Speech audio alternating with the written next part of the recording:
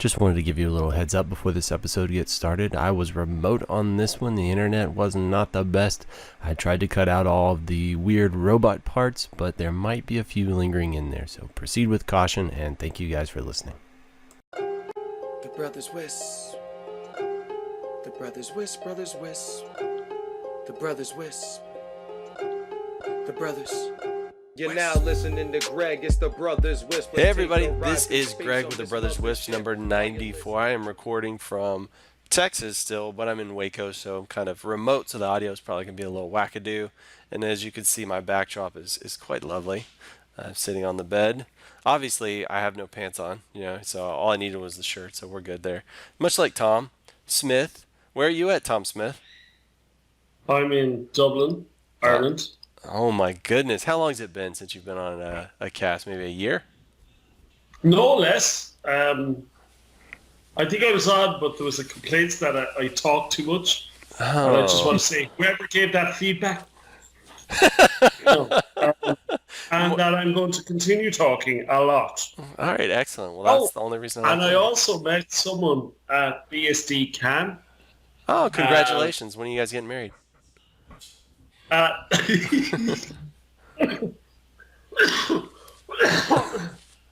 he was a fan. He was a Brothers Wisp fan. I didn't think it was that funny. And he came over. And what was funny was I only met him at the closing ceremony of the BSD CAD. So it was pretty cool. I'm going to actually upload a picture. I forget his name, but he was really super friendly.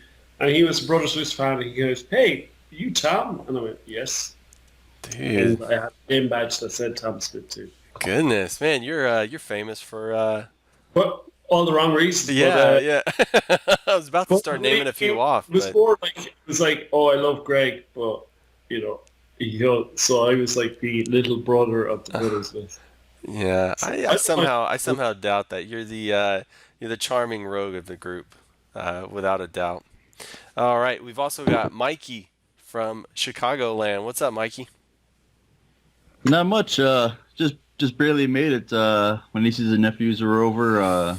About a month ago, we got one of those cheapo pools finally set up, and had some family over enjoying it. And I looked at my phone; it was 5:55. I'm like, oh, I should probably hurry up. Yeah, I'm in Waco today. It is my grandma's 100th birthday, so we were down here celebrating that. Wow. Yeah, dude, it's crazy. Awesome. A full decade. So we have to look forward to you for a very long time, don't we? I seriously doubt it, dude. I'm thinking max a decade at most. So, but I always tell everybody I'm gonna ruin this body. I mean, I am gonna be burnt. I'm gonna be toast by the time I'm dead. So I'm gonna live it up, man, as best I can. All of the drugs, all of the alcohol.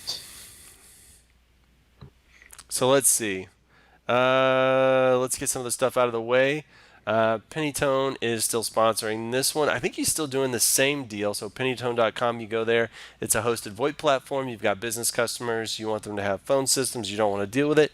You throw them over to pennytone.com, and he will give you their first month's bill in whatever form you want. So Tom would get another pallet of Guinness. Isn't that what they sent you? Yeah, no, the RF Elements, they sent me literally a load of barrels of beer, which was pretty cool. So I have to give a shout out to, so they would have to deliver by pallet. And it was kind of embarrassing because the pallet, it came on a pallet which doesn't fit in the front door. So I had to unpack the pallet in front of all the neighbours, bring in barrels of beer, and it just... And they thought you'd gotten a hold of that problem? Yeah. No, but it was cool. It took me a while to get through it, believe it or not. But yeah, they were utterly impractical. So to RF Elements, thanks for the beer, but next time maybe just give me smaller cans and lots of them. Gotcha. Because it's kind of like that alcoholic solution to an alcoholic's problem. It's like, I'll just have the one, but it's like a gallon of gigantic, beer. Yeah. Maybe 2 gallons. All right. So it's like, but it was cool, I have to say. So I'll have to give a shout out. So I'll have to buy JT an old beer or even Tassus an old beer the next time I see them. When So- is the next time you're going to see us Americans? Well, I think the next time you go to a BSD conference, certainly. Jimmy. It wasn't the last one up Um, in Canada? The last one was up in Canada. There's one in VBSD Con, and let me tell you where that is. Well, I don't care if you're not going to be there. I'm not interested. Well, it's in the Hyatt Regency in Reston, Virginia. Oh, And dude, it's on that's September 5th to the 7th, 2019. going to be So close that to will be Miller. cool. So I think I would certainly recommend going to them because they're pretty technical, the crowds, and very little sales.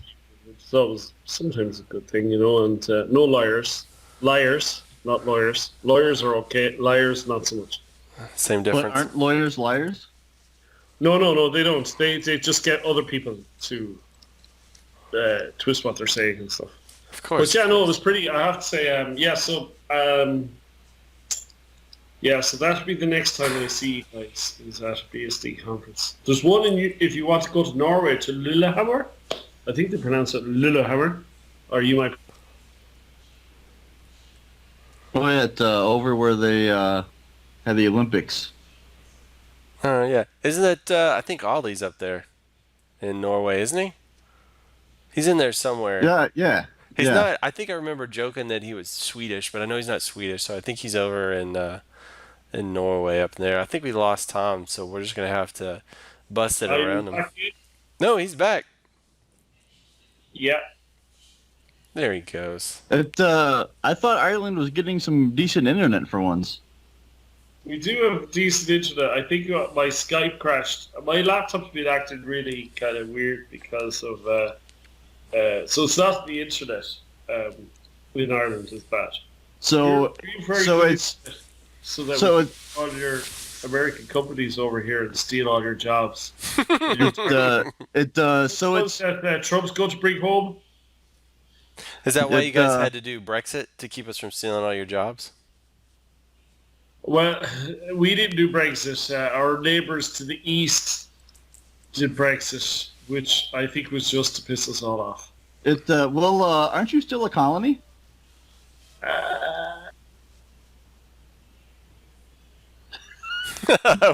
we keep losing him at just the right time. So let's jump to I just want to say we're not a colony. I just want to confirm that. And that Mike Hammett wishes we were still a colony. He probably wishes he was still a colony. colony of bacteria. All right, so Mikey, I see Wisp America's coming to Dallas in March. What's the story with that, dude? So there's no links yet, so I don't can't make hotel reservations or anything like that. But Wisp America is WISPA's spring show. It usually moves around the east side of the country, and I just saw a day or two ago that they're going to be not far from you. Kate and I will be going. Oh, sweet. That's in my back. That's on my back porch. I should pop up there and see it. Maybe you guys will let me talk about something or other. I don't know what it would be about. I remember at one point they made an offer for Wisp America to do a BGP talk. That might be interesting. Yeah, that will be. I'll see if I can't get a hold. Well, I don't know if they've made the agenda yet, but I assume not. But I imagine sometime later this year. But I'll put in a good word. Stay on the lookout. That sounds cool. All right. Tom, there was a disclosure for a vulnerability. It's the Urgent 11. What is that? vxworx vulnerabilities and affects things like Dell powerconnect switches. Sonicwalls apparently are very sensitive to it. I guess, what is it, like a root escalation sort of thingamajig? I didn't even follow that one, Come on, you're supposed to be my security dude. What's up? Well, it's like everything in security. Sometimes people drop the ball, and this is one of those times that Tom has, in fact, dropped the ball. Where was this on your list of things you were going to talk about? It's Urgent 11. It's right there. It's the top one. Okay, Urgent 11. Well, I couldn't start reading it out, but But Tom can't read. Yeah. So Okay, apparently no. there's a lot of kit out there. Anything that runs vxworx, I guess. Cameras, phones, like IP phones, all kinds of various things out there. So be mindful if you've got those. And Thomas was very adamant on if you've got a sonic wall, you need to be updating it post haste. I'm assuming there's probably some older sonic walls that are end of life or into support, Yeah. that are floating out there that are just going to keep running until somebody decides to poke a hole in them. So use caution, everybody. Yeah, no, I think a lot of these devices, particularly, and in fairness, we give Critic props on one thing. At least they do offer updates to their software for ridiculous periods of time. Yeah. And to be honest with you, they've made upgrading as almost as painless as possible these days. So they're really getting on it. Except for CHR. I would have to say their method of licensing onto CHR blows badly. Definitely. Like you fill in, you type in the username password, you get your license, and then it says, oh, you now need to renew the license by such and such a deadline. So then you renew it again, and it's still locked out. So on the CHR front, sorry, it's dumb. Well, nothing's perfect first go around. They'll work it out. It'll be great soon. It will. Yeah, version 7. What a Tom thing to say. That's messed up. So while we're talking go ahead. I also wish it was a bit easier to get the CHR loaded into your hypervisor. I mean, I can do it, but there's a bit of a hurdle there for a lot of people. Like on Proxmox, it's kind of a pain in the butt.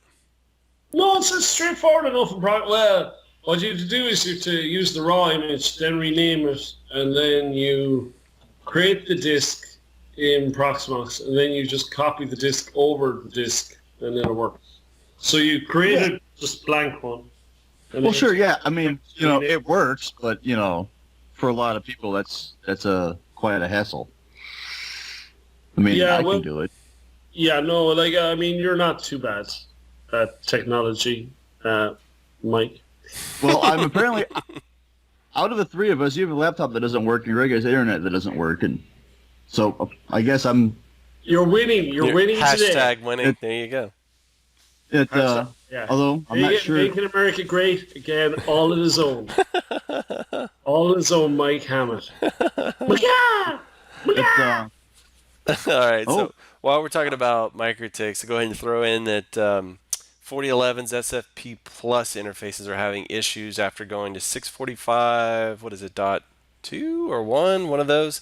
I think a lot of people's SFP Plus interfaces just stopped working. I know Nicky B was one of the ones affected. Yeah, Proxmox 6.1. Apparently, Andrew Thrift was talking about how they're getting a network overhaul. The idea being that they're going to introduce vxlan and eVPN so that your, I guess, remote clusters will have layer 2 connectivity between the two. So you can have kind of some geographic separation and still do all of the fun little clustering things.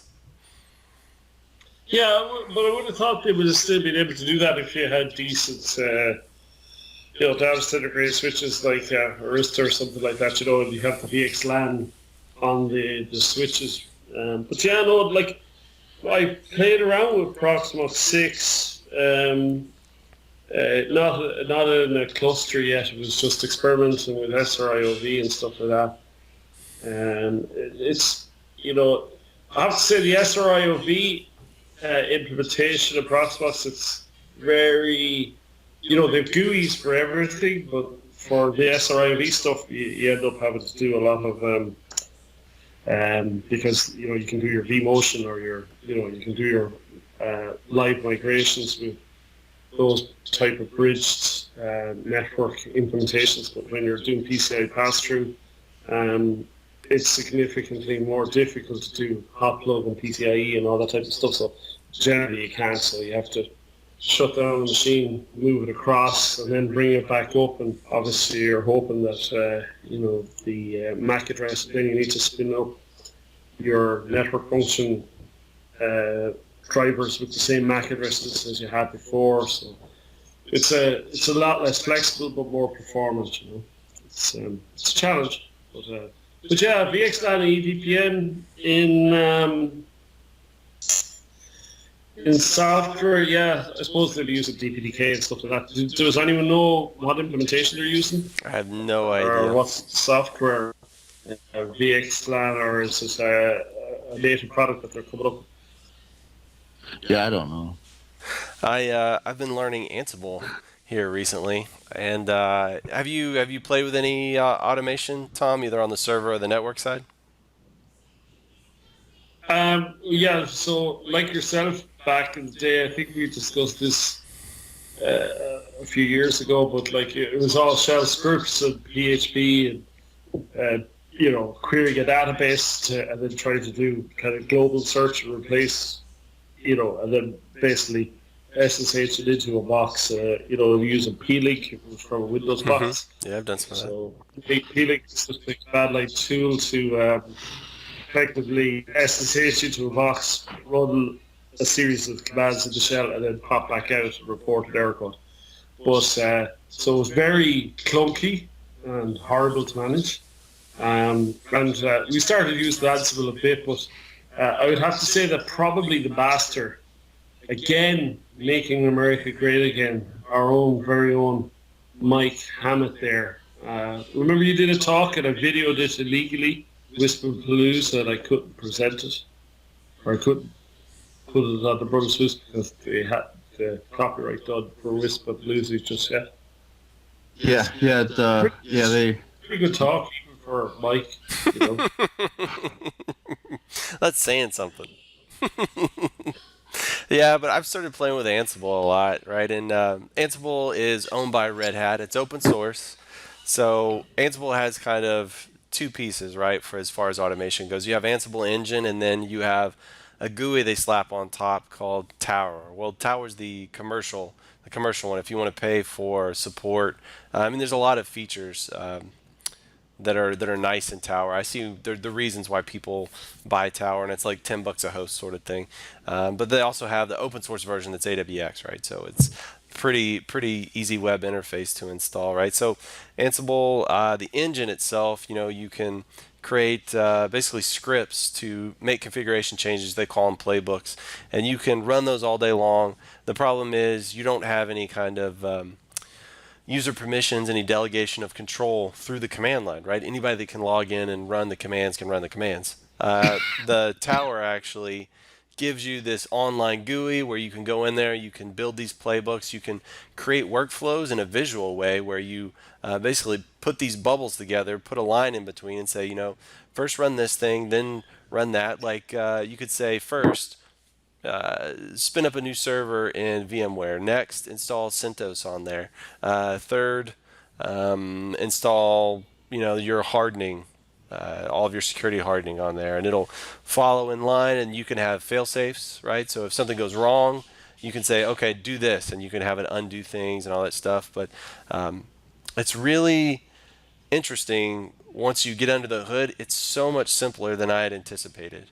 It's made for people that aren't programmers. I did computer science, and I still write scripts a lot, and I still maintain some applications that I've custom developed. But this is written in YAML, yet another markup language. So it's very readable. You open these things, and it doesn't matter how adept you are at programming, or you don't really have to be a programmer. You don't have to be a server guy. You can look at these things and understand what's happening pretty natively. And they have kind of these interpreters built in called modules. So for the big boys, it's a really amazing tool, right? If you're Cisco, Junos, Fortinet, F5, they have these idempotent modules. The idea being, I can tell it to add VLAN 100 across 1,000 switches, and it will first check the switch. If it has VLAN 100, it'll say, okay, I don't have to do anything. If it's not there, then it'll go ahead and apply it right across all of that infrastructure with just one click. So you create those playbooks, you put it in Tower, and you can let your most junior network guy give him access to like provision new customer, and then he can fill in some blanks, and then boom, it'll just go out and push all that stuff. So it's pretty awesome what you can do with it. Now, MikroTik, they do have some modules in there now, right, for kind of the wispy sort of guys listening that may not have a Cisco or a Juniper. The only thing with that is it's a command module, which means you can just throw stuff in there. It won't verify first whether it already exists. You have to add kind of some of your own logic into it, but it's really quite easy to do. So if you're on like a Cisco environment, I've seen some examples where they call it a source of truth. So in the server, you can have its entire configuration in a file, right? And every time you want to make config changes, you don't log into the router anymore. You just log into Ansible and you update that source of truth file, and then you tell Ansible, all right, push this configuration, and it will go out. So now all of your change control is built right in there, right? All of your logging, who can actually make the changes, it's all built in there. And also, think about this too, if that device ever tanks, it's completely gone, you replace it with a new one, all you have to do is get it reachable on the network, and you tell Ansible, run the playbook, and it will go and update absolutely everything in there that needs to be. So it's quite literally a duplication of whatever that device was instantaneously. It's pretty killer when you look at it like that. No, that's cool. I was trying to think of some service provider use cases. I mean, one is you can do mass configuration changes pretty consistently with this thing, right?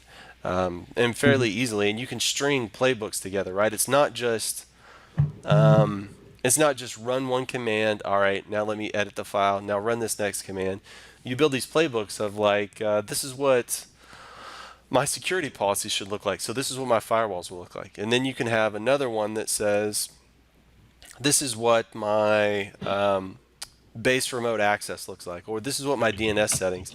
And then you can couple all of these together and say, run them all, right? Or if you just need to mass update all of your DNS servers, you update that one and you can push it, right? So it just makes mass configuration parity across all of your infrastructure so easy because you can break it out. And I'm talking about like a YAML file to do a DNS change in a MikroTik it's just a few lines. And most of those lines are actually you putting in comments so you know what's going on.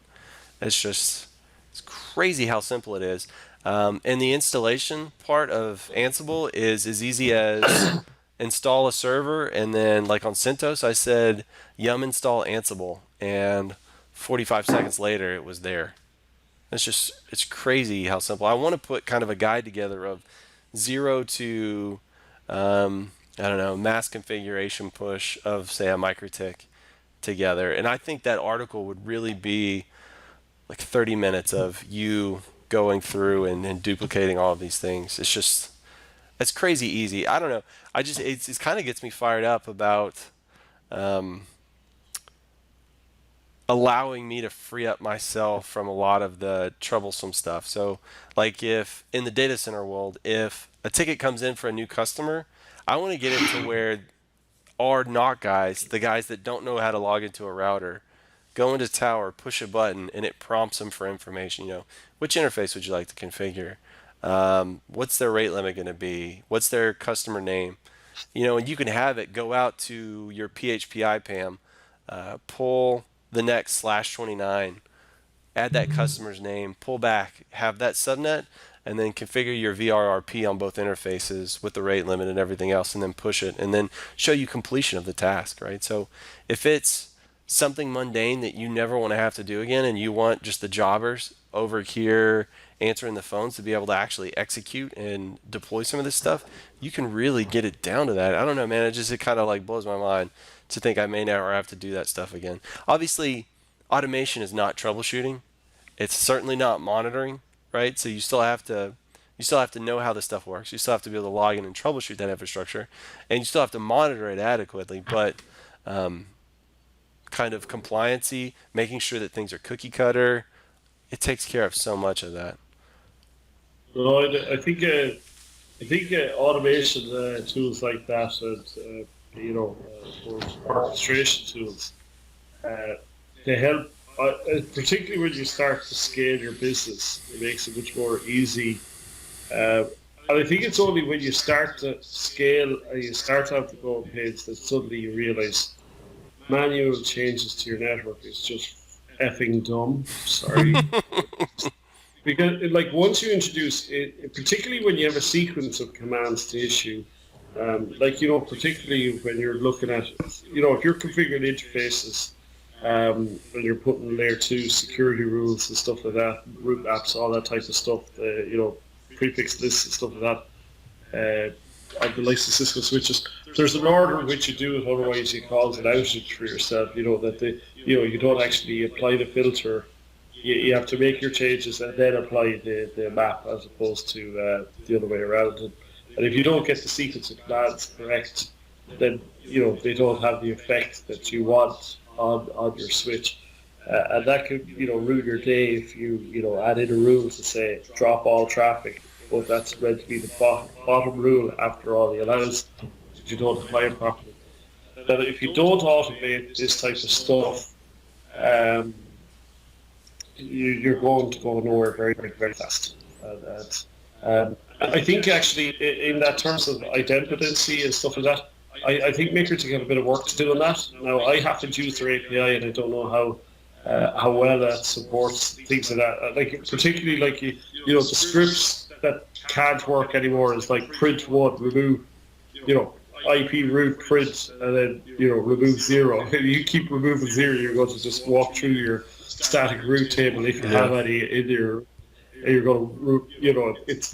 It's not workable from that point of view. Now that said, there are other commands in Microsoft, so you have to be very careful about how you issue the commands. As you were saying, the logic you were talking about building, and there are other orchestration platforms. I think Tommy Kernak's backup management and configuration management. I think that'll probably end up be going that way at some stage. If I could read his mind, I'm not claiming to be in the know, but I certainly think it would be a logical next step for him is that configuration and change management. I think he has some of that already inbuilt into Unimus. But then there's also other vendors or other projects like Napalm, Salt, and then you've got some of the other stack-based stuff like StackStorm.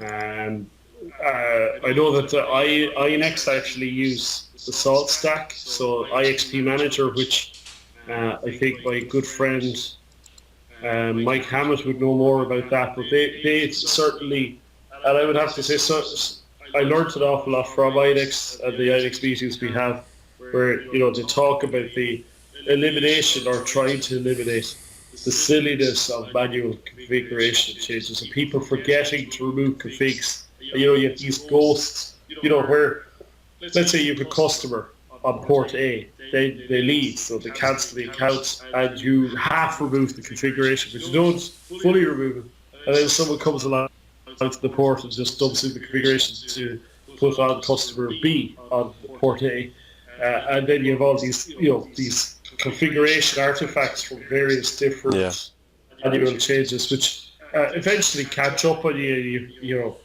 cause problems. So certainly I would agree with you. I haven't used Tower myself. I've used Ansible, but it is exciting, and Greg, I would agree that you should get psyched about that. Yeah.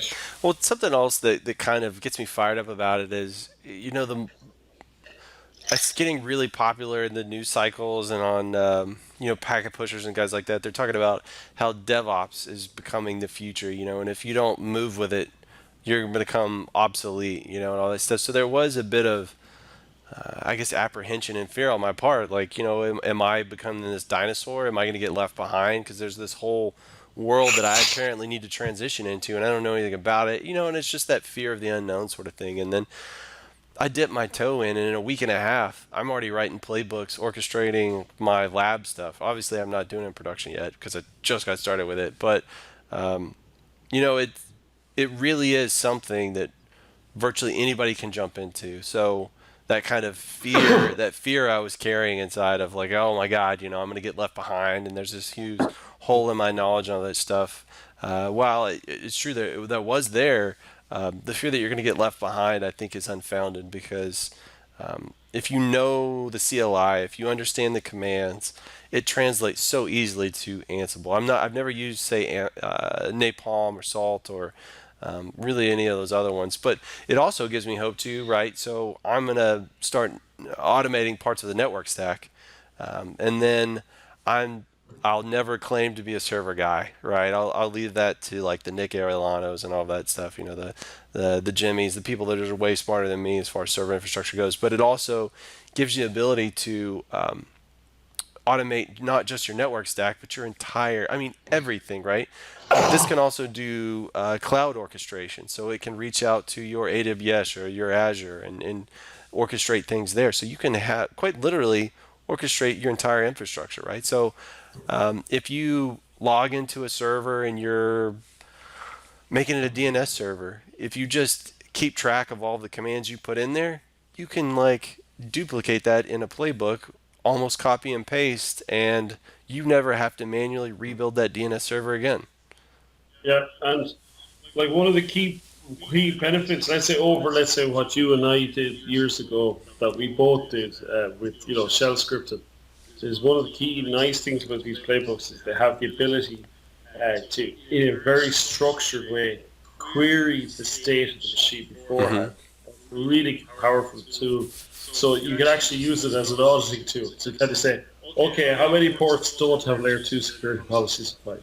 How many ports are protected? And you get that feed. You can kind of start auditing, so you can dip your toes in the automation water, which is the way I would suggest you do it. Being doubting Thomas like myself, and doubt. Like here's the thing: you don't want to go balls in and just say, right, let's do this and automate, because if you make a mistake, you're going to automatically screw your entire infrastructure. So, and as an ISP, you don't want to do interface WLAN 1 disabled, for instance. Like that's whatever it's truck rolls times number of customers. It's a horrible even thought, and possibly not recoverable. From a business or financial perspective. So it really is. You probably need those labs like what you're talking about there, right? That you're deployed it in labs first, and it means that you need to have accurate test labs reflected somewhat your infrastructure, so that you're not, do the like what they used to nickname quick set as auto F word, auto frustrate. Yeah, that's the F word. That was it. Yeah. The auto frustrate button, but yeah, like I think that I think is or no, it was the quick frustrate. That's the quick set. Yeah, that's the one. Insert another one. Anyway, but Mike, you'd be very quiet there. Well, to coin someone from before, you won't shut up. I just want to say once again, mission accomplished. You're gonna hang the banner on your aircraft carrier now? Oh, I'm going to do that, land, to fly in that. Was it an A-10 he landed, or was it an F-16, or what did he come in? I have no idea. Past the memes of him on the ship, I have no idea what he landed on. Yeah, well, it could be an F-16, because I don't know if they're a carrier. F-14s would have been, I think they're already retired. So. Anyway, moves with America, big planes, big spending on military. I'll say that I didn't know anything about Ansible. I just saw somebody else's guide and how it didn't really tell you how to get there. It just said, here's an Ansible playbook. I was like, well, great, how do we use this? So I actually went through and said, you have to install the OS, but then I'll walk you through how to do it from there. And it was, copy and paste this, change this. That was to clean your Ubiquity radio that had gotten infected with the MFR virus. Yeah. It would clean, and I don't know if it would. No, it would not upgrade.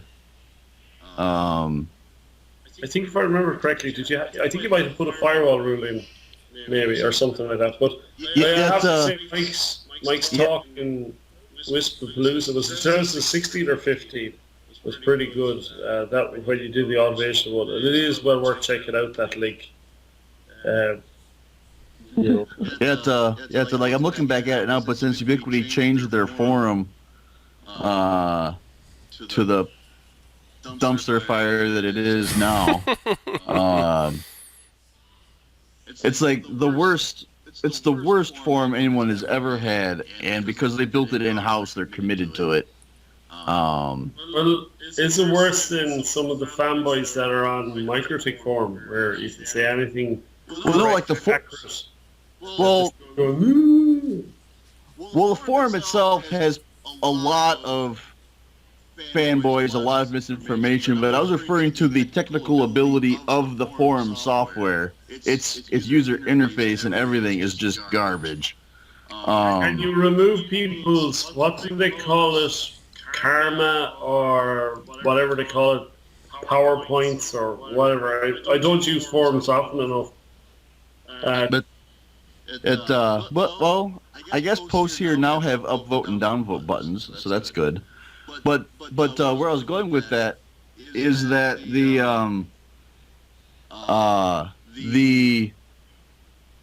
entire playbook, the entire file is on one line. It's in. Oh, did we lose? You did. Sorry about that. There we go. Where I was going with that though is that the entire config snip that I put in, instead of having every line, it's now just one line all the way across. So it's completely useless if you don't know what it is, because you can't just copy and paste it anymore. You don't know where the new lines are supposed to be. So maybe it's not that useful to take a look back at. Yeah, but I was looking at Nicky B's Ansible thing he put in there for modifying rate limits, in the QoS settings of Ubiquiti stuff, and I think he put like a null line. He said because Ubiquiti configurations are crap or something like that. I thought it was pretty funny. So they're getting a little weird. Kind of going off on a tangent on that. Earlier this week, I kind of started getting excited about ACS platforms, and not just the basic TR69, but all the other ones that come with it. Like there's because TR16 or TR69 will do just configuration push and I think firmware updates and things like that, which is important as it is. But then the TR143 allows so much more. It allows, from what I can tell, I've only been paying attention to this stuff for like a week, but it allows you to do to issue pings and trace routes from the customer device. It allows you to do intrusive and non-intrusive speed tests. And the thing is that it's one pane of glass for every manufacturer that supports that protocol and has properly implemented it. So whether it's a zone ONT or a Comtrend modem, DSL modem, or a MikroTik router, should they add TR143, it's just the same user interface. Your customer support doesn't have to know anything about how to navigate each individual product you have in the field. It's just you can go there and you can change the Wi-Fi passwords. You can change, do all these diagnostics. You can go look and you can see, again, on the hardware that supports this, you can go in and see what the wireless signal strength and wireless quality for a particular client in their home network for the past year, and there's just a wealth of information, and it's not like there's a lot of that's not automation specifically, but it's abstracting you from what your device is. It no longer matters what the device is as long as it supports that protocol. Yeah. and I'm really, I'm getting real excited about that because it's like that's kind of a customer support dream of just one interface, troubleshoot everything. One interface to rule them all. Yeah, no, I think it also reduces the barrier of entry for the support staff, and means that it's easier, particularly like in places particularly where there's a lot of tech companies, like in Dublin and stuff like that. It'd be very hard to get technically proficient staff quickly because Obviously, there's a lot of you say, Buzzing! yeah. Mike's on fire today. Oh, you but he was derailed talking a him. bit too much there, wasn't he? He was talking when he should be listening to one of my monologues. So. As they say, God gave you 2 ears and 1 mouth, so you should listen twice as much as you talk, Tom. Yeah, well, that was just bullshit. Like, that's like those 90% of statistics are made up, including. Oh, included him freezing. So while he's frozen, I'm going to talk about some of the Yeahlink adventures I've been having lately. I've been spinning up a 3CX PBX, and it's okay. It's a little clunky. Some of the features aren't as robust as I would like, but it's still effective. It seems reliable. I haven't really had too many configuration problems with it, but I eBayed a Yeahlink phone, and that joker came in with a password. And if the admin password is changed, you can't factory reset it, because to do a factory reset, it asks for an admin password. So I was a bit at a loss, and well, I think it depends because for our Yeahlink phones on 3CX, even if they have an admin password, I can still reset them. Just holding that button. So I think there's a flag in the config file that you can set it to where factory reset requires it, and so these were apparently had that applied. And somebody on the Slack, I can't pull it up because I'm only single screened right now because I'm remote.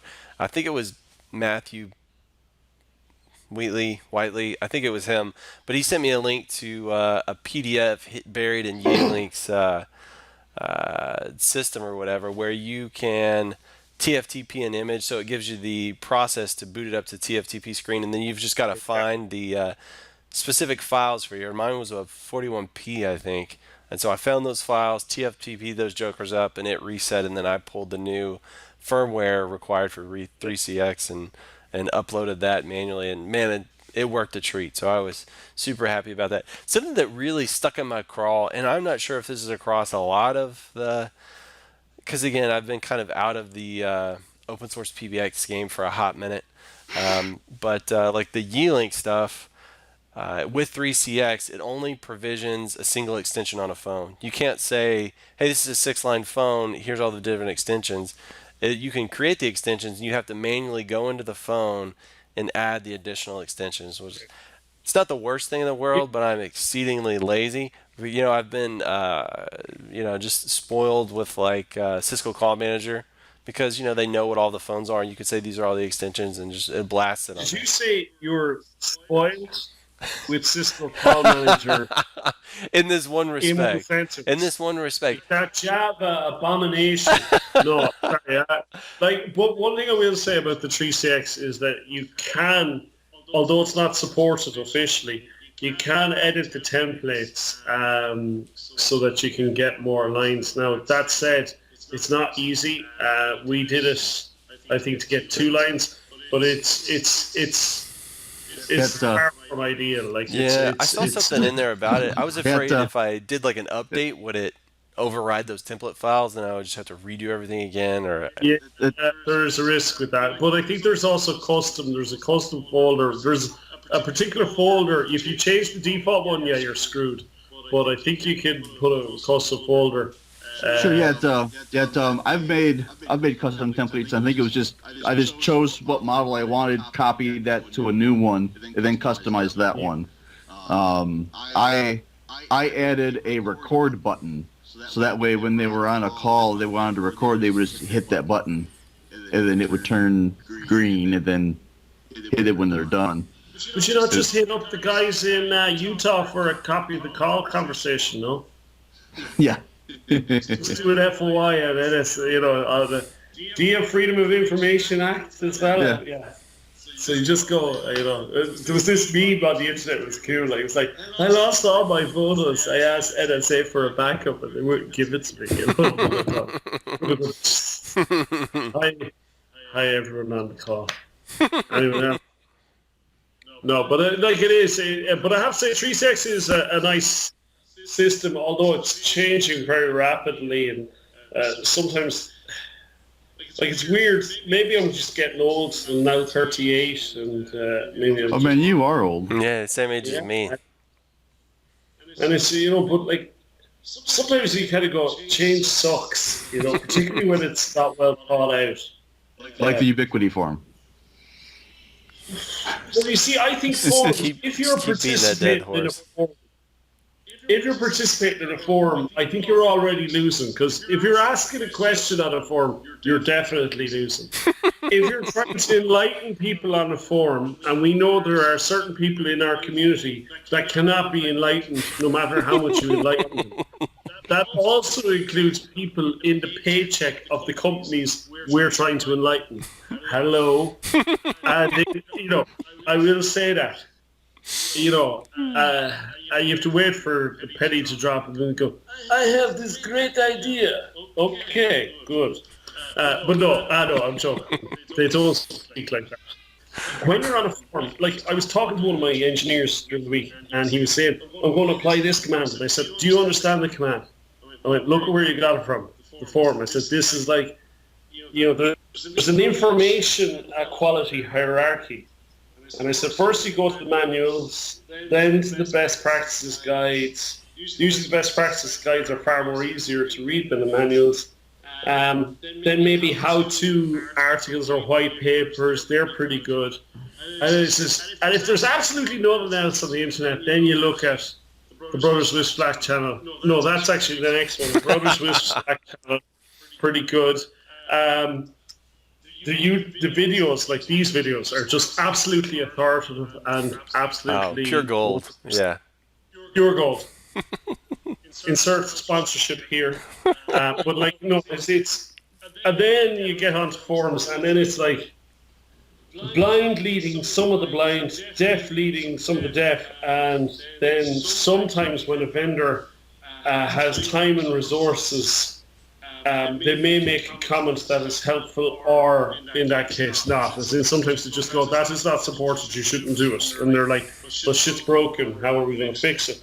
Or something else. Or if it's a security thing and you've seen mine, you'll have some guy making very intelligent conversation and points about security, and then you'll have fanboys shoot him down and attack him personally. It's just the way it happens. But I've gotten over it. It's 2 years ago. And I'm okay now. Therapy it went very well. That's good. I don't know. I'm still a fan of forums because then it puts it into the search engine, so I can actually Google for a problem and find it in the forum. Not necessarily. I mean, yeah. Sometimes there's a lot of middle. There's that middle chunk that you just take and you throw it away. But you got where the question was asked and then where it actually was answered. Those are usually two pieces of gold. So for that, I liked it. I'm just saying you'd be panning a hell of a lot of shit to find that gold. That's the problem there. Well, sometimes that you've been hunting for an hour and it's that one nugget that saves your bun. So. Well, here's the thing. If there's no other information available, then yes, a forum is probably a good place to go to. But that's if there's no other information available. And one of the criticisms I'd have, say, of Google, despite their massive success, right? So I'm not saying Google search engine's bad, and every time my browser defaults to another search engine, I go, man, how come I always want the Google search engine? Do you ever notice that? It's like any other search engine, it's just it's a trash fire. It's a shit sandwich without the bread. Like, it's just brutal. It's and you've got all this. Sorry, excuse the language and the profanities.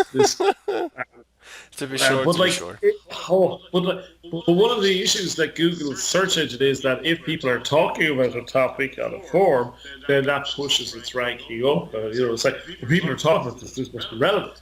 And it's like, yeah, but then you could have the genius who actually wrote a salient point in a white paper at the start of the whole, and it's stale content, so it gets pushed down. And that's where the problem I have with so Google, you're doing it wrong, call me. I'll help you do it right and maybe make it rain with balls. Yeah, but see that it's like all of the idiots that are talking about it, they're probably talking about it in the same way that I understand it. So it's going to be, it's going to match my search query because I honestly don't know what I'm talking about. So it's probably the most Here, likely. artificial must suit you, Greg. You know you're not an idiot. I know you're not an idiot. But like that said, if Mike's on a forum, yeah, he's thinking like.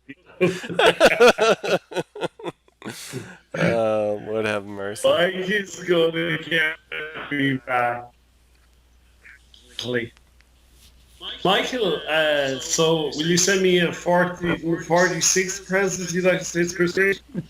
Probably will. I'll send you another Trump one. Yeah. Oh Jesus! Let's hope not. Let's hope Brexit doesn't happen. Well, you've got what till October to get it sorted? Well, no, they have until October to get it sorted. They do. I love how you keep separating yourself. Well, that's what happens. Colonies separate from their former colonial masters. But I know, like we like them as neighbours, and we'd rather them not move out of the neighbourhood. We kind of say, so seriously, you're going to dig up your house and move it somewhere else. Why would you do that? Because you could come if to you America. were my neighbor, I could see that. America. Yeah, you could come to America, Tom. I think you would be well received in America. I would. I have to say, I like going to the US. You are extremely popular over here, and you know you are. You know you're always the center of attention. No, like I think it's when I start asking questions about when people were talking about flags of the South, and then I went, well, what was the flag of the North? And then the guys, like, this is a conversation I had in Florida. And I was like, no, seriously, like, what was the flag of the North? You have the flag of the Southern states, and they're like, really, Tom? You're going to go there? And I went, no, seriously, like, what was the flag of the North? They were like the flag of the United States. And I was like, oh, okay. The one that you're like, always hold your head. Because for the Southern guys, that could be controversial. So sorry for all the Southern state guys to inform you that you hold your hands up to the flag of the North. Home of the brave. So, sorry. So maybe I won't be popular anymore. Maybe It's not in the South. I don't think I'll be able to go south of that one anymore. But no, I have to say I like the southern hospitality. And I definitely like some of the cities of the north. Haven't been to Boston yet. Because I haven't either. I'd be like Irish in Boston as opposed to be more than Irish that live in Boston. If you know what I mean. I can see you getting there, and then someone telling you that you have a terrible accent and that you're just a terrible fake Irishman. Yeah. And I just go, yeah, but I can speak Irish. I can speak Gaelic. And we try that. Well, yeah, I believe Chicago has a good Irish contingent in it. Yeah. Every March 17th, we dye our river from a green it naturally is to an unnatural boulder green. Very nice. So very good. Well, that I have to see someday. So you have to give me an excuse now to come to Chicago, Mike. And just to come see me. It's to kind of. I mean, that should be enough. Well, you'd have to invite me. You'd have to bring me out, wine and dine me and stuff like that. Introduce me to all your friends. I do singing. I could do some entertainment. It'd be pretty good. Yeah. Anyway, we're digressing significantly from the program that we had set for ourselves. So let's just get back. We have exhausted the list of topics, so this I think we're at the tail end. Unless you guys have some additional nuggets of information that everybody just must have, I think we've reached our climax. Actually, I do have. There's UK NOF. is happening next month. It's going to be in, where is it going to be? Belfast. UK Not 44 is in Belfast. I'm just pulling it up here. Belfast. And UK Not stands for the United Kingdom Network Operators Forum. And what I try to do is ignore the United Kingdom part, because I just say it's all my neighbours forum, and I will join my neighbours forum. That's so funny. So it's like Nanog but worse. I would say nanog, but politer. Like I did get given out to because I said hello lads on World Women's Day on the forum, and I got like a little bit slapped around the face with a trout on that one. So sorry about that, ladies and gentlemen. And everyone else. And yeah, so basically I kind of got in trouble there. But yeah, no, but it is actually a really cool forum, and I've met some really good people who are regulars there. And yeah, so it's basically, it's on the 10th of September 2019, and it's on in Belfast. So for my UK and Irish friends, I would suggest that you know, if you're anywhere around Belfast, or maybe just, you know, you need a holiday. So to actually my international friends, if you want to go visit Belfast while it's still part of the United Kingdom, or Europe, sorry, that's a Freudian slip, while it's part of the European Union, even though the majority of Northern Ireland actually voted to stay in European Union. Unfortunately, the majority of Wales and England voted to leave. So it looks like Ireland is about the size of Indiana. Oh, it's tiny. Yeah, that's not very big. It's not very big, but we're actually quite north as well. We're 53 degrees north, which is, you know, pretty. But I have to also thank my Floridian friends, because the Gulf of Mexico, you know, swings by Miami and then up to Ireland. So Ireland is actually warmer and milder winters than it would otherwise have because of the Gulf Stream, as long as it continues to work. So you can thank America for your pleasant weather. Well, for now, but you see, ye also abandoned the Paris Climate Accord, so that could actually stop the Gulf Stream, and then we'd be pretty pissed off at you again. So you know, your report card would say could do better. Just a little bit Improvement for my needed. American friends. Yeah, just saying, you know. But no, like that's basically so the UK Not, and then there's also Euro BSD Con, which is a particular favourite of mine, and that's on in Lillehammer, and that's the 19th to the 22nd of September. So if you have a bucket list or even an effort list, you know, it rhymes with bucket. You can actually go to, so you can just say bucket, and we're going to go to Belfast, hang around Ireland for a week, and then head on to Lillehammer. And the benefit of that is that you get to see me twice in the 1 month, which is more than most people can handle. But Yeah, I'll say. I can see that. Yeah. we'd be delighted to have it. So I think I was okay on the monologue. So whoever passed the comment about the monologues for the last time, if you could just give feedback again. And I'll give it my utmost consideration. And you know, I've only ever gotten positive feedback about having you on these things. People really enjoy it. So I don't know where you're getting this idea. Mike said it, so maybe Mike was just bitching, like, you know the way Mike is. So he just goes, Well, I'm talking to you, Jake. I mean, You're talking about. Sometimes you need somebody to check you every now and then. I get it. I know, but it's just upsetting, you know. You know, just he kind of. I don't like when he talks when I'm interrupting. You know, it's very rude. One interruption at a time. All right. Look, guys, as always, it's been awesome. All right. So, And Tom, if people were to want to get a hold of you, how would they go about that? Hold on. Oh, okay. I'm sorry. Mikey, what? What? I wanted to hit on a couple of the platforms that use vxworx. Going all the way back to the beginning of the show.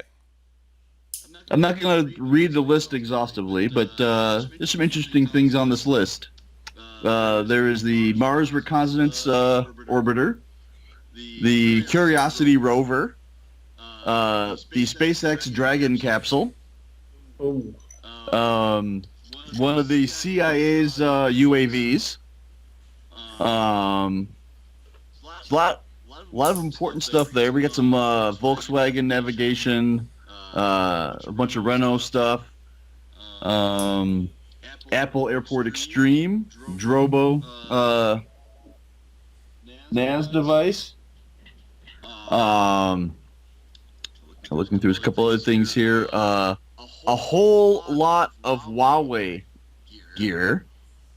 So it's like, it seems interesting. It's like, okay, so there's a lot of Huawei gear, and then there's CIA gear. So who was the one that made this exploit?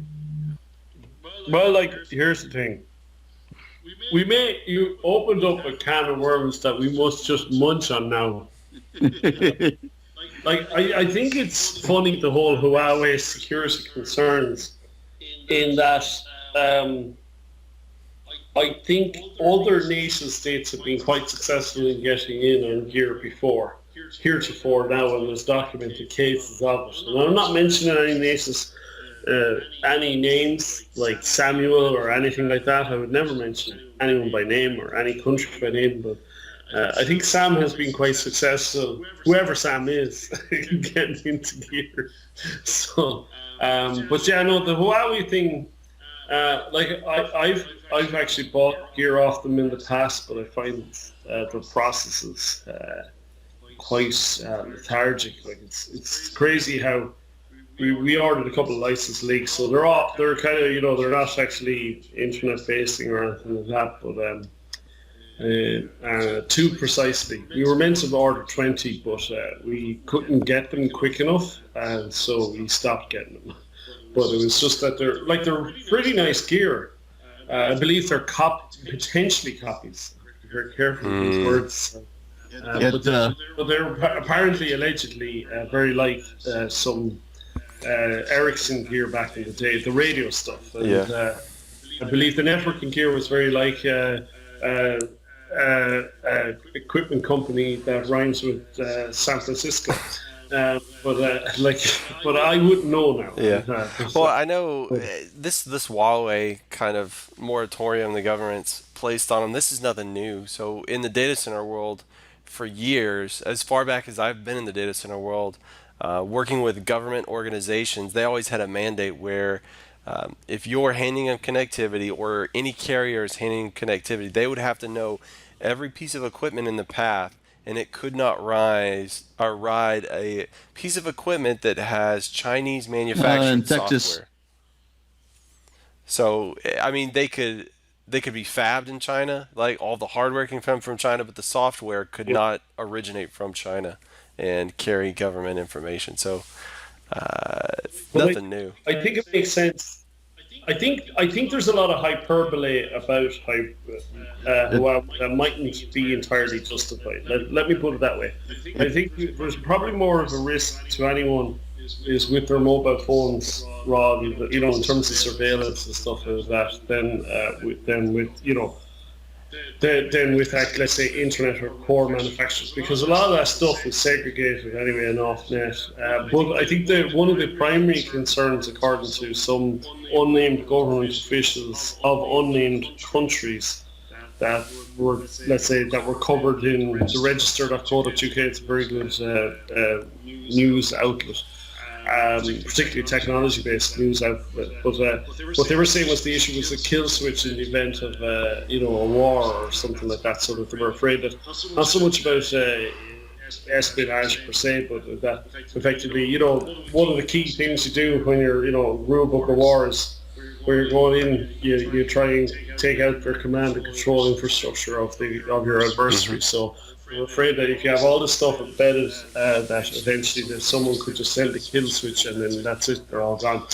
And like it is one of those things that I think manufacturers don't do that well, is disclose how much connectivity the device has with other servers out, outside your organization and why they're doing that, and that seemingly, like for instance an NTP or a time update. I'm actually talking about, like, an example of this would be MikroTiks. You turn off the cloud feature, but yet it still knows your public IP, stuff like that. That you kind of go, well, why can't I just turn this off completely? But I would think it all would make sense if you're running a country's network. You're best off buying hardware from that country or its country's closest allies. So that, I think, makes sense. I think so. In terms of the States, buy American. If you're Chinese, buy Huawei or whatever. Or if you're in Russia, buy Russian or But I do think it's one of those interesting geopolitical problems that where like some of the accusations was based on just teleports being open. How many equipment manufacturers have we come across where there's a benign reason for it? It can be potentially serious, yes, and it's connected to a classified network, but the reality is sometimes it's just a software programmer doing diagnostics that forgets to comment out a piece of debug code, and so people being sloppy. Port that's open. But like that said, like everyone, including myself, is guilty of sloppiness at some point or another. We've only a certain amount of time, and it's very difficult to get everything right all the time. Yeah. And I'd be first to admit, the man who's never made a mistake has never made a decision, and I've made an awful lot of decisions, consequently a hell of a lot of mistakes along the way as well. So, but it is the vxworx stuff. I think it's actually a pretty nice OS. I do like some of the Dell switches that I've seen. I like it. I've always liked it as a. I thought it was always a very clean system to work with. What did you think, or have you used much with vxworx yourselves? vxworx based equipment. I know I've used some stuff that had it because it. vxworx was all over like the login banner. I just don't remember what it was. Yeah, I'm in the same boat. I can't remember what the stuff was. But I mean, there's just a huge, Alcatel, Lucent, Avaya, Cisco, Ciena, Dell, Ericsson, HP, HughesNet, Motorola, Nortel, Radware, Samsung, SonicWall, Radvision, Zone, Oracle. Yeah. I mean, obviously not everything from these people, but all these people have some. Have tools in them. Yeah, but that's one of the things that I laugh about. If you look at all these servers that you build up with it, and a lot of the remote controllers, the BMC controllers, the IPMI stuff, the security level, I would be very concerned about them as a potential entry point into any of our networks. And I mean that, like, if you look at it when they say, oh, you must enable Java 1.4, like, I mean, if you have there's some of these really dated Java implementations running Drax, and I'm hoping they're not connected. No, if they're connected to the internet, they're already gone. But you have these devices which are extremely soft, connected to very sensitive, usually very sensitive equipment in your organization. And I think that's when I kind of hear criticisms of Huawei per se. I kind of say there's a hell of a lot of, let's say American or British or European manufacturers that depend on dated Java technology in hardware, and it's hard to keep it up to date, but it's a real concern. I think that's as big a concern I'd have, not from a. If I understand it correctly, Trump's concern about Huawei is a state actor having control of their kit. Okay, so that's that one. What I'm concerned about some of our friendlier countries' manufacturers is that you can have anyone having control of your, because of the soft security implementations around the track. And you don't even have to go too far. Like all these side channel attacks that have been available on the the Intel chips because of, let's say, their drive for optimization, unfortunately at a cost of security, and and now we're it's going to take a couple of years to wash all those problems out in terms of like I'm seeing it on OpenBSD. Between 2017 and 2019, there's a 33% drop in network forwarding performance. So we're a lot of it, I think that's across the board. I don't think it's just OpenBSD, but it's that the Spectre meltdown mitigations and side channel attack mitigations have required less cache flushes and all this type of stuff. And they've actually meant that certain optimizations that you took for granted, you can no longer do. And so there's been about a 25 to 30% drop in network performance in the past 2 years on the equivalent hardware. Where normally, the software development cycle, things are getting faster. And there's a real cost there. And what I'm trying to say is that if there's fundamental problems on the CPUs and stuff like that, which obviously make Intel a hell of a lot of money, the network hardware and the remote access controllers, obviously there's not as big a market for them, and how much attention is paid to them. I do think that it has to be a worry for CIOs and CSOs out there when you're dependent on these techs. What's your opinion? Sorry for the monologue again, Mike. It was a good introduction. I appreciate it. I already threw my 2 cents in there. What do you got, Mike? But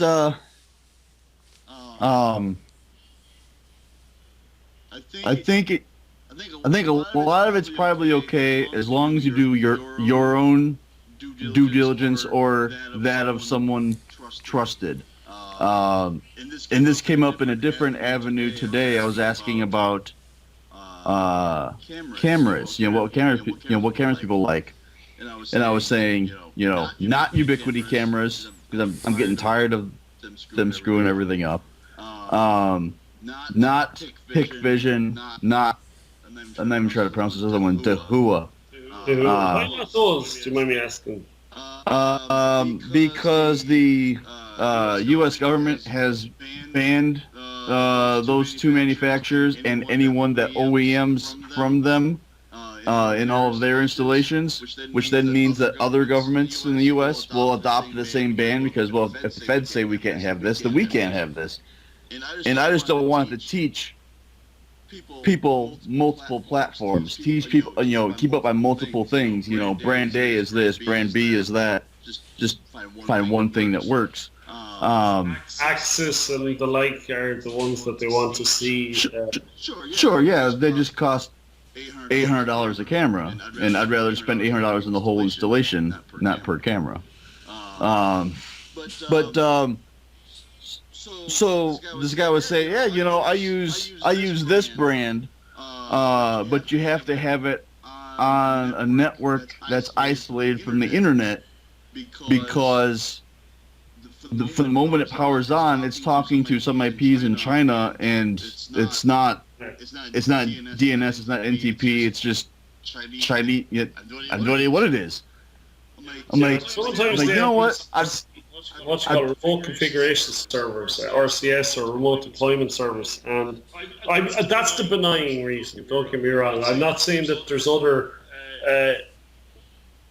How would I put it? I don't think everything on the internet is bad, but it can be bad. So how do we analyze the risk? But you have to remember that a lot of the people who develop these. So I'm saying this on the benign side. You have an engineer who's enthusiastic and is going, I'd really like to see where all these cameras are being deployed. I'm not going to necessarily do a whole lot of bad things with it.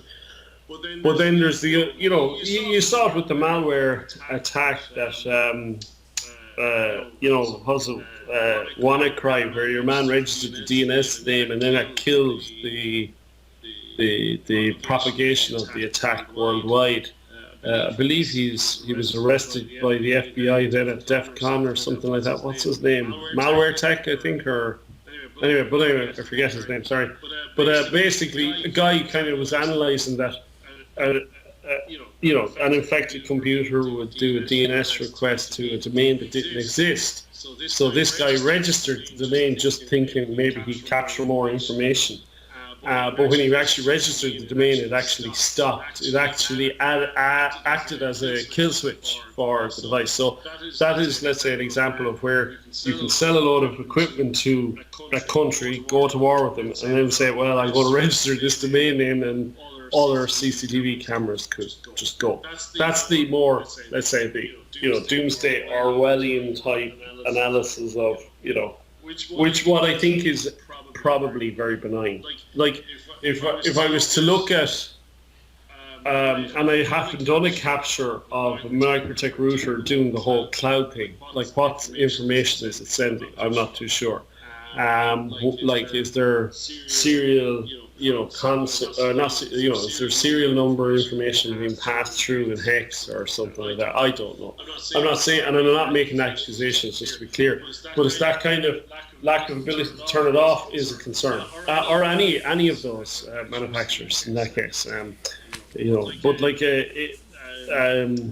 so my point is that some of it can be just an electronic engineer doing something above his pay grade with potentially, political consequences far beyond what he even intended to do, or she intended to do, and that there's no malice at all. But then, as what you're saying, Mike, what the fuck? You buy a camera and suddenly it's dialing back, ET phone at home and all this type of crack. It scares the crap out of me. But if you look at a phone nowadays and the amount of data it's doing and the amount of apps, and they say, oh, we must have access to your microphone, and we must have access to your contacts, and you're like, dude, you're a effing calculator. Why do you need access? It's just like, what the so there is that type of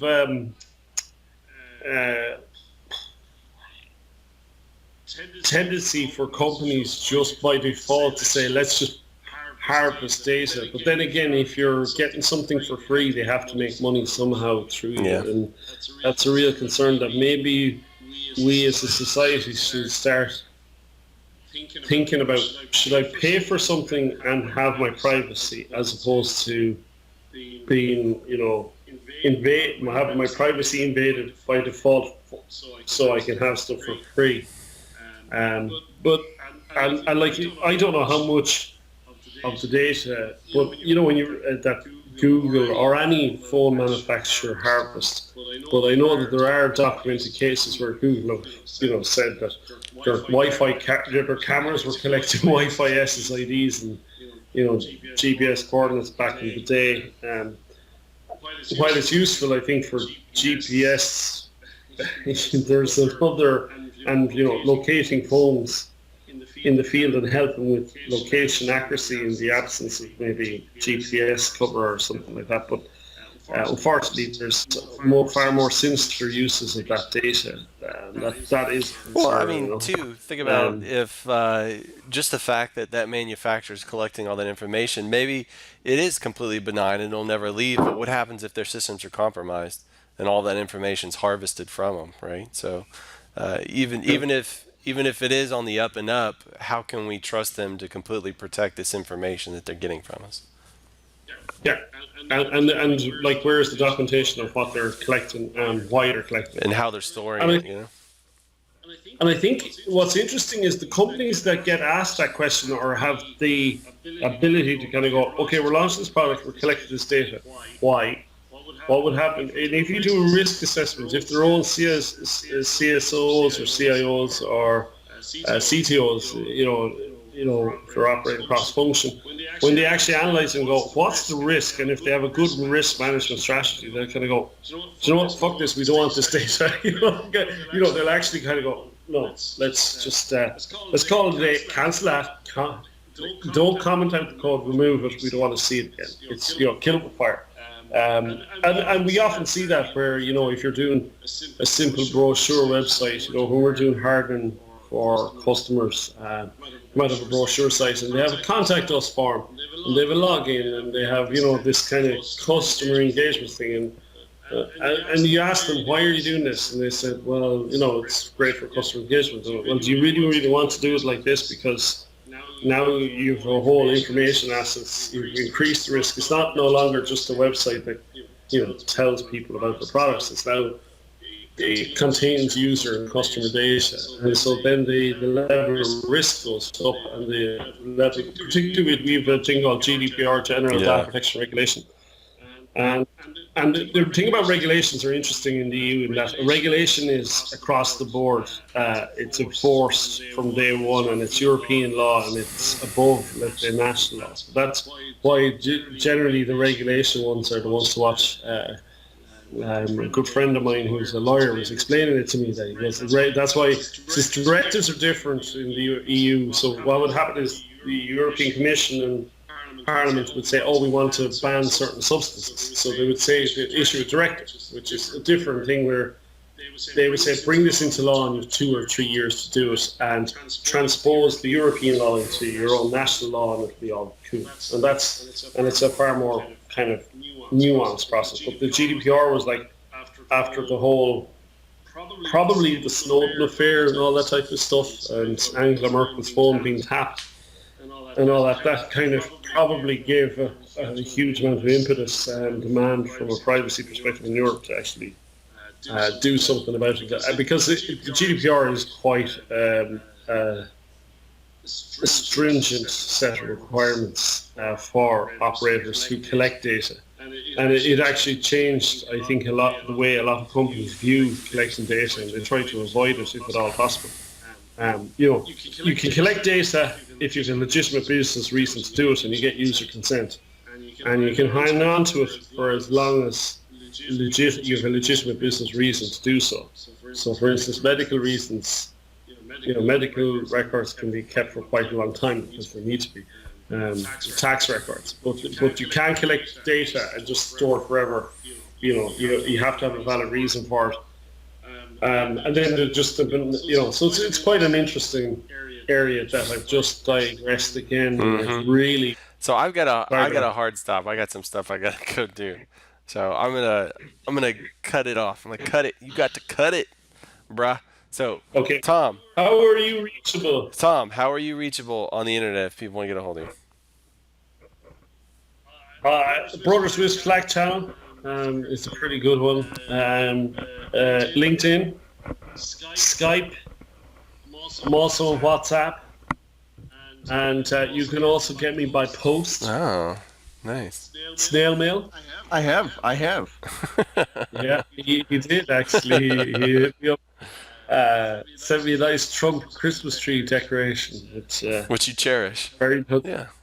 It was funny though, because I remember opening it and I went, okay, who sent me this? I started to laugh and my wife was kind of shocked, and I said, I think it's one of my American friends having a nice. Do you have an Obama one? Because you're from Chicago, right? You must have 43rd president, no? No, I do not have any Obama memorabilia. I'm sure he could work something out. Yeah, I thought you'd have had or Rahm Emanuel, is this? Is he still your mayor of Chicago? No, he decided not to run this last term, so early this spring we got a new one.